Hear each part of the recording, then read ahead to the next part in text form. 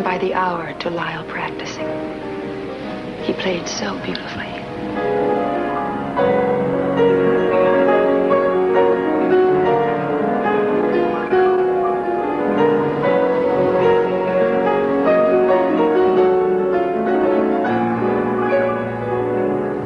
But today, there was something strangely disturbing about his music.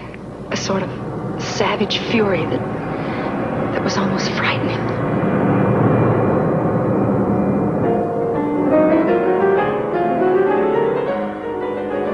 Gradually, as I listened to him play, I began evolving a plan. It was a desperate, last resort measure to learn the truth.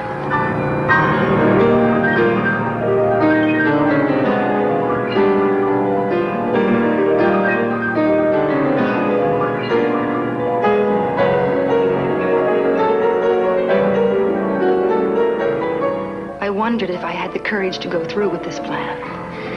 It could cost me my marriage if Lyle were innocent. If he were guilty, it could cost me my life.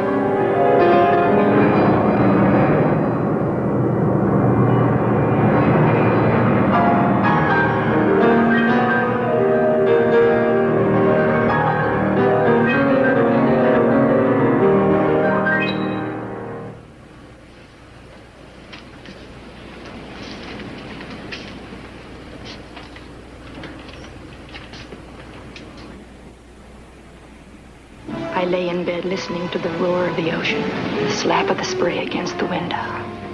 I was fighting to get up my courage. This was it. My heart was pounding. But I was determined to go on with my plan, and I had to make it seem convincing. Even if the words choked in my throat, Lyle had to believe them. Lyle? Yes? I was just thinking about what you told me. About how much you love me. Darling, if Bob hadn't died, what would you have done? Why do you ask? If there had been one way, just one way, to have gotten me free from Bob, would you have done it? Done what, Julie?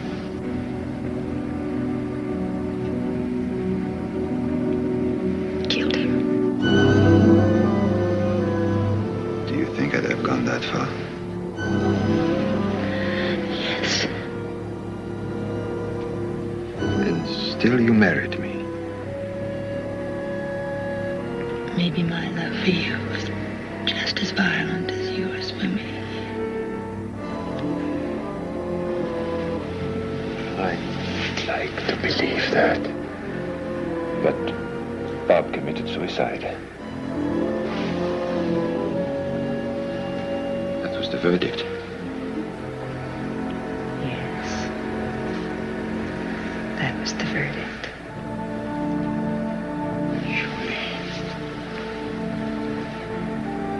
You didn't even suspect such a thing as late as yesterday. In the car. Why do you say that? Because if you had thought I killed Bob to have you, you'd never have been foolish enough to threaten leaving me. Then you admit having done it. Yes. Yes. Don't ever try to leave me. Don't ever try to leave me. I had to lie there in his arms, lie there in panic, and wait for morning to come. I knew now that if I tried to leave him, he'd kill me. Kill me as quickly as he did Bob. Oh, yet my every impulse was to bolt for the door and to run for my life. But I didn't dare. I had to bide my time and act like everything was normal. But I had thought of one idea. It was worth a try. Anything was worth a try. Oh, Lyle, we're out of eggs and cream. Look, I'll run to the market and I'll be right back. Right back. Don't bother, we'll eat something else. But you always have eggs for breakfast in the morning, and besides, I like cream in my coffee, and I don't mind going. Well, I'll come along and keep you company.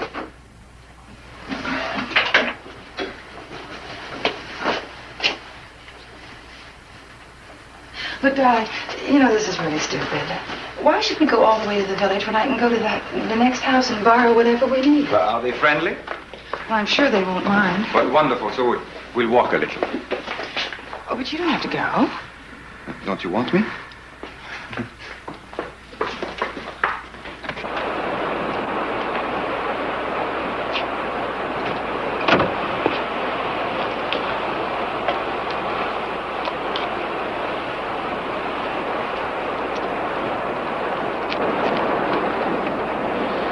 Darling, this is not a very good idea because I'm going to get my feet wet if I go on. You want me to carry you?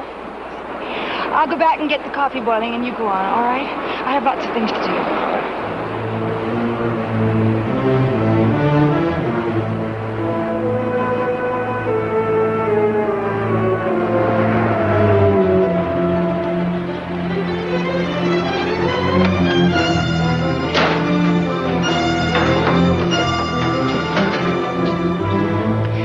Sick with fright, I put the kettle on the stove and started it boiling, just in case.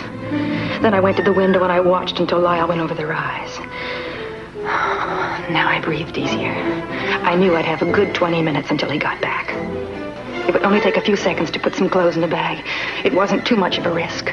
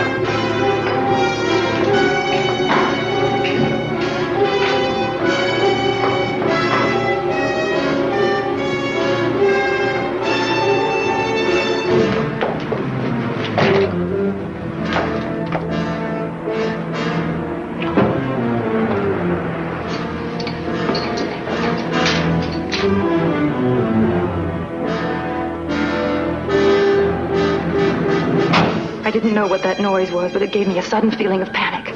All at once, my clothes, nothing mattered. I had a chilling urge to get out of that house and get out of it fast.